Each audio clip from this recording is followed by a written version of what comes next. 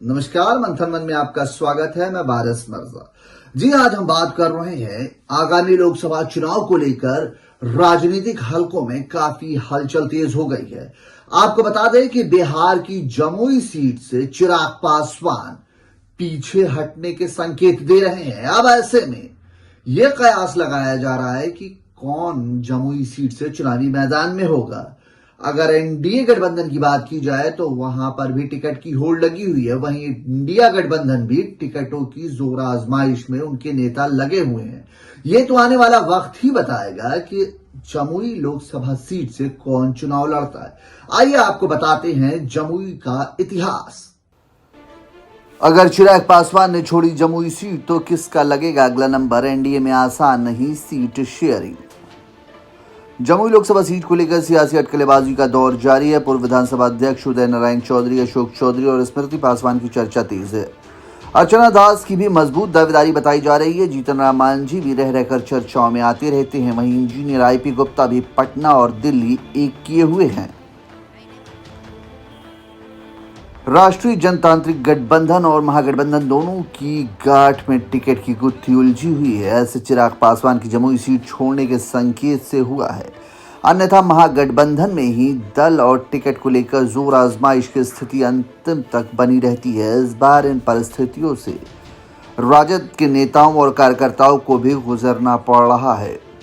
बहरहाल दोनों दलों के दावेदारों के बीच टिकट की दौड़ जारी है। हर प्रत्याशी अपने दावे और प्रतिवादे की चर्चा चाय पान की दुकान से इंटरनेट मीडिया तक हो रही है। पूर्व विधानसभा अध्यक्ष उदय नारायण चौधरी, अशोक चौधरी और स्मृति पासवान की चर्चा तेज है। अर्चना दास की भी मजबूत दावेदारी बताई जा रही है। वहीं जीतन राम मांझी भी रह रहकर चर्चाओं में आते रहते हैं। आईपी गुप्ता भी पटना और दिल्ली की दौड़ लगा रहे हैं। इंजीनियर आईपी गुप्ता भी पटना और दिल्ली की दौड़ लगा रहे हैं। इन्हें भी जल्द उम्मीद है कि सीट कांग्रेस के खाते में जाएगी और उन्हें ही मौका मिलेगा। इसके अलावा अन्य छोटे बड़े नाम की भी चर्चा हो रही है, लेकिन सब कुछ सीट शेयरिंग पर निर्भर करता है। जमुई सुरक्षित लोकसभा सीट है, किस दल के खाते में जाती है इसके बाद ही तस्वीर स्पष्ट हो पाएगी। फिलहाल चर्चित प्रत्याशियों की बात करें तो चिराग पासवान के खुद की जमुई से दावेदारी छोड़ने के बाद राजद में दो नाम की सर्वाधिक चर्चा हो रही है। एक जेडीयू के पाले में सीट जाती है तो अशोक चौधरी या फिर उनकी बेटी की चर्चा राजनीतिक हलकों में है। अशोक चौधरी कांग्रेस के टिकट पर यहां से 2009 में चुनाव लड़े थे और सम्मानजनक वोट हासिल किया था।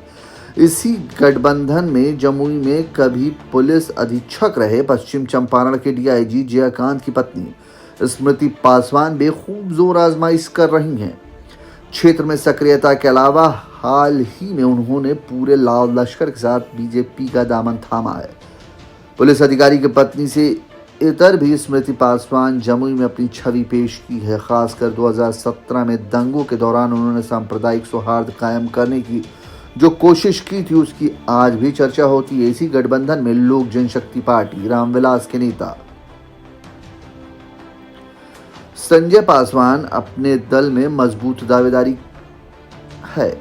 वहीं मांझी के बेटे भी हैं चर्चाओं में। हिंदुस्तानी अवाम मोर्चा के नेता पूर्व मुख्यमंत्री जीतन राम मांझी व उनके बेटे संतोष सुमन भी खुद ही पार्टी के सर्वमान्य है। इधर महागठबंधन से सीटों को लेकर राष्ट्रीय जनता दल में सर्वाधिक महामारी है। संभावना भी जताई जा रही है कि सीट राजद के खाते में ही जाएगी। इस लिहाज से यह बिहार विधानसभा के पूर्व अध्यक्ष उदय नारायण चौधरी तथा अर्चना दास से ज्यादा सक्रिय है।